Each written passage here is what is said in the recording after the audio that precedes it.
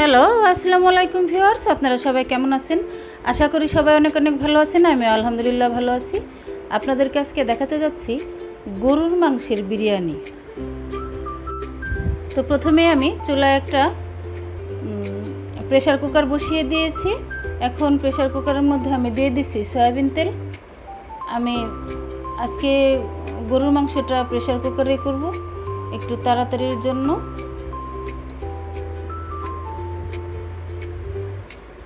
আসলে এই বিরিয়ানিটা একেবারে অল্প ঘরোয়া উপকরণ দিয়েই আমি বিরিয়ানিটা রান্না করব, সেজন্য আপনাদের সাথে শেয়ার করা এই আর কি।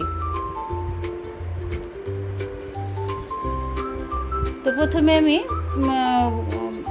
প্রেসার কুকারের মধ্যে তেল গরম করে নিয়েছি, তার মধ্যে দিয়ে দিচ্ছি আমি পেঁয়াজ কুচি।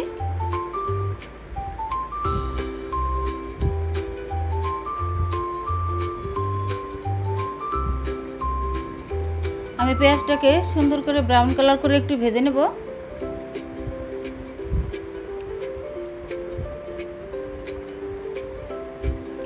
আসলে গরুর মাংসের বিরিয়ানিটা অন্যরকম একটা টেস্ট হয়, খেতে দারুণ লাগে। গরুর মাংসের যে কোনো কিছুই ভালো লাগে খেতে, কারণ গরুর মাংসের উপরের গরুর মাংসের মতো টেস্টের এরকম অন্য কোনো মাংসতেই পাওয়া যায় না। তো এখানে আমি কিছু দারুচিনি আর এলাচ মুখ ফাটিয়ে নিয়েছি, আর 2-3 টুকরো লবঙ্গ। এখন আমি তেলের মধ্যে দিয়ে দেব, পেঁয়াজের সাথে একটু ভেজে নেব।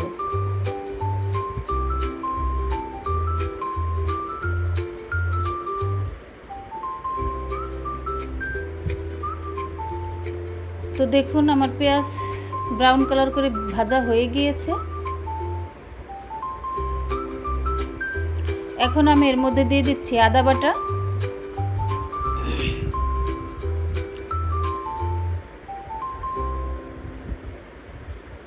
দিচ্ছি রসুন বাটা,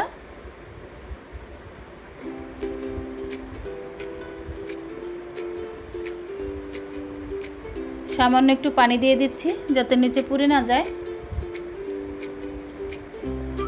নেড়েচেড়ে একটু মিশিয়ে নিচ্ছি।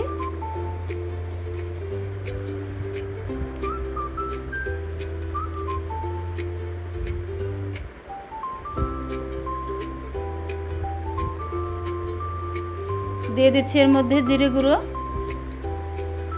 আমি বাটা জিরেটা ব্যবহার করিনি।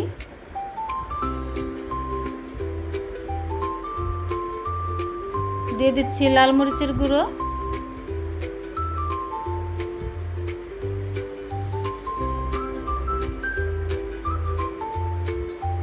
আর দিয়ে দিয়েছিলাম হলুদের গুঁড়ো। এখন আমি একসাথে সুন্দর করে মশলাটাকে কষিয়ে নেব। স্বামীর মোবাইলের ডিসপ্লেতে স্ত্রীর ছবি থাকার অর্থ এই নয় যে সে স্ত্রীকে খুব ভালোবাসে। ইঁদুর মারার ওষুধের প্যাকেটের উপরেও কিন্তু ইঁদুরের ছবি থাকে।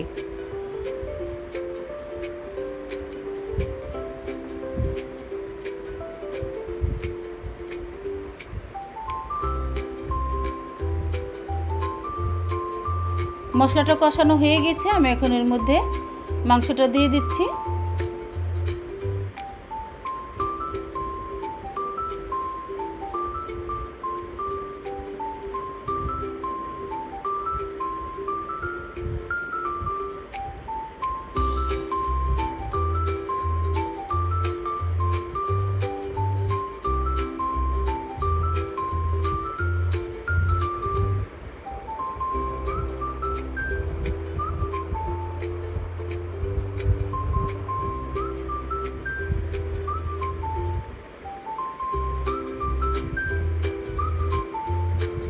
আমি দিয়ে দিচ্ছি এখন স্বাদ মতো নুন।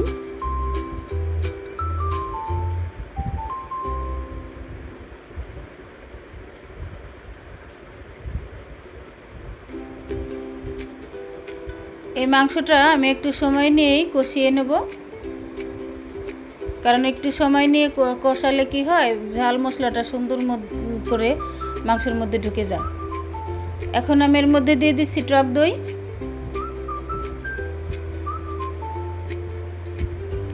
বিরিয়ানি যেহেতু টক দই তো লাগবেই।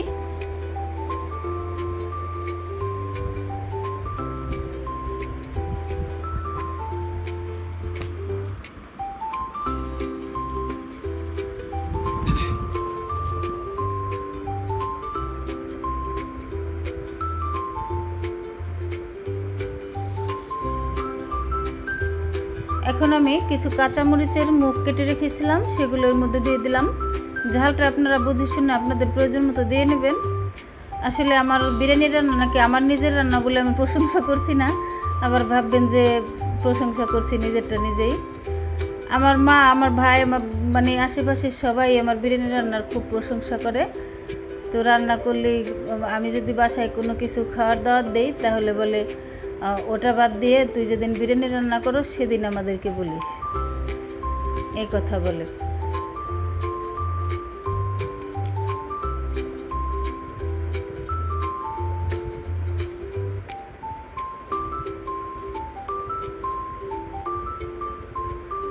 তো বিরিয়ানির মশলাটা দিতে আমি ভুলে গিয়েছিলাম, এখন আমি এর মধ্যে দিয়ে দিচ্ছি।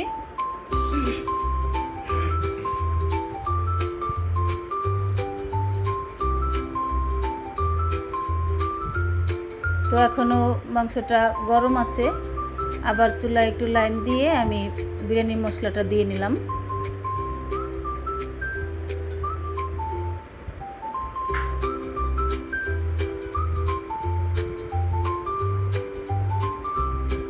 আর ওর মধ্যে আমি একটু চিনি মিশিয়ে দিয়েছিলাম, চিনিটা দেখাতে ভুলে গিয়েছি,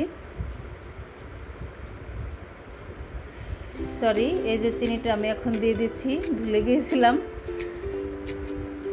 আবার একটু নেড়েচেড়ে মিশিয়ে দিচ্ছি।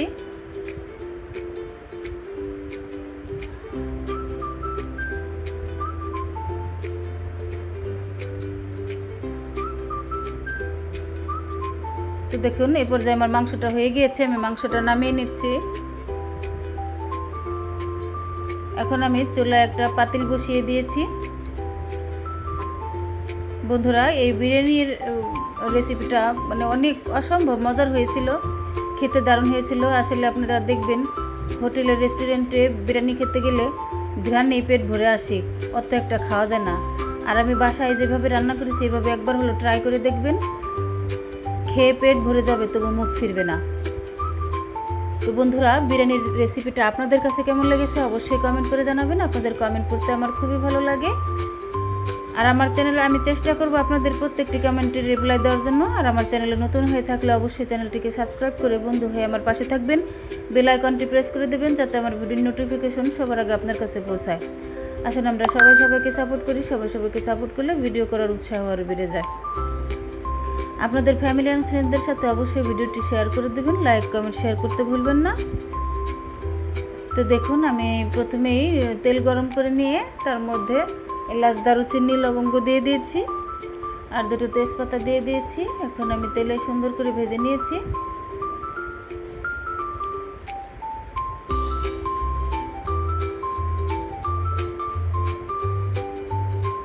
ইন্ডাকশনের রান্না একটু দেরি হয়ে যায়, তো আমি এখন আবার চুলা চেঞ্জ করে গ্যাসে বসিয়ে দিয়েছি। এখন আমার ওই তেলের মধ্যে আমি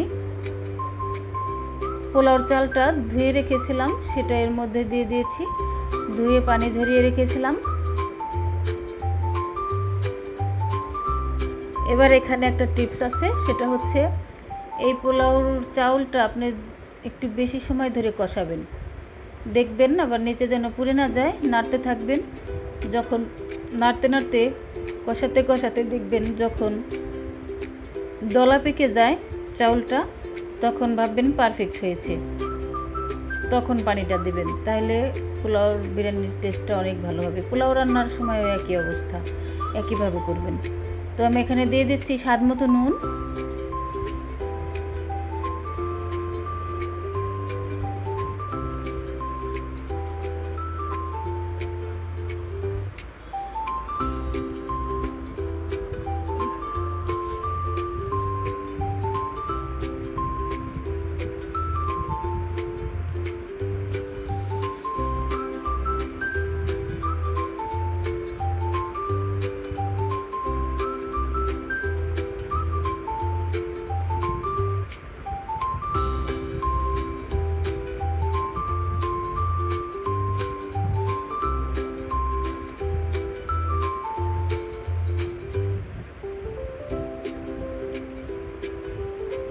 দেখেন আমি অনেক সময় ধরে কিন্তু এটাকে কষিয়ে নিয়েছি।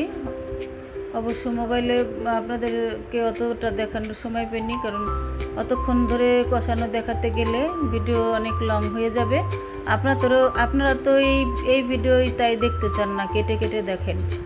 আসলে কেটে কেটে দেখবেন না, ভিডিও সম্পূর্ণ দেখবেন, নাহলে বোঝা যায় না। কারণ একটা কিছু বাদ পড়ে গেলে আপনি সেটা বুঝবেন কেমন করে। তো আমার নাড়তে নাড়তে কিন্তু এদিকে হাত ব্যথা হয়ে গিয়েছে। আমি তারপরেও কিন্তু নাড়া অফ করিনি, নাড়ার তালেই আছি। এভাবে নেড়ে চেড়ে দিচ্ছি। এখন আমার পোলাওর চালটা কষানো হয়ে গিয়েছে। আমি এখন এখানে বৃষ্টির পানি ইউজ করেছি, আপনারা চাইলে টিউবওয়েলের পানিও ব্যবহার করতে পারেন, কোনো সমস্যা নেই।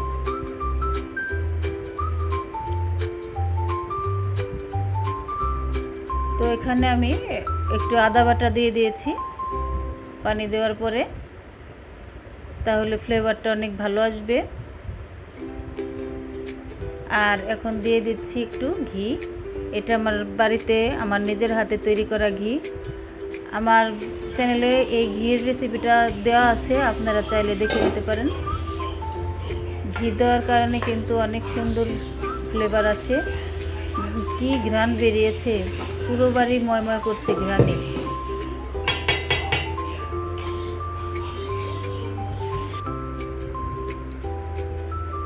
আশেপাশে 2-3 বাড়ি সহ জানাজানি হয়ে গেছে যে আমি বিরিয়ানি রান্না করতেছি, এরকম অবস্থা। এখন আমার পানিটা বলক আসার পরে আমি এই যে মাংসটা এর মধ্যে দিয়ে দিচ্ছি। আপনারা পানিটা শুকানোর পরেও মাংসটা দিতে পারেন। আমি পানি থাকতে দেই এই কারণে, যাতে সুন্দরভাবে পুরোপুরিটাই মিশে যায়। আর দেখবেন পানিটা যখন শুকিয়ে যায় তখন দিতে গেলে আপনার কত জায়গায় শুকনো থাকে আর কত জায়গায় এই মাংসটা মিশে, কত জায়গায় মিশে না, সাদা হয়ে থাকে। এই কারণে আমি এই কাজটা করি, একটু পানি থাকতেই আমি এই দেখেন এখন মিশিয়ে দিলে কোনো কষ্ট হলো না। আর পানি শুকানোর পর দিলেও নাড়তে চাড়তে অনেক কষ্ট হয়। প্রেসার কুকার ধরেই আমি ঢেলে দিলাম এর মধ্যে। এখন আমি অল্প আঁচে সুন্দর করে জাল করতে থাকবো, যাতে চালটা সুন্দরভাবে ফুটে যায়।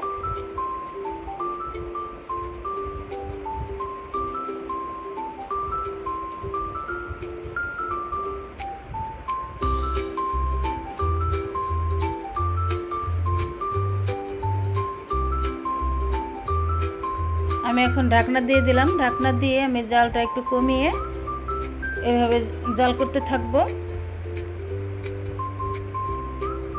দেখুন আমার রান্নাটা হয়ে গিয়েছে, প্রায় হয়েই গিয়েছে। আমার ছেলে ওদিকে কান্না করছে খাওয়ার জন্য, ওর অনেক ক্ষুধা লেগেছে, ও সকালবেলা থেকে না খেয়ে আছে এই বিরিয়ানি খাওয়ার জন্য। তো আমি বেড়ে নিচ্ছি। তাহলে বন্ধুরা আজ এই পর্যন্তই। পরবর্তী নতুন কোনো ভিডিও নিয়ে আপনাদের মাঝে হাজির হব।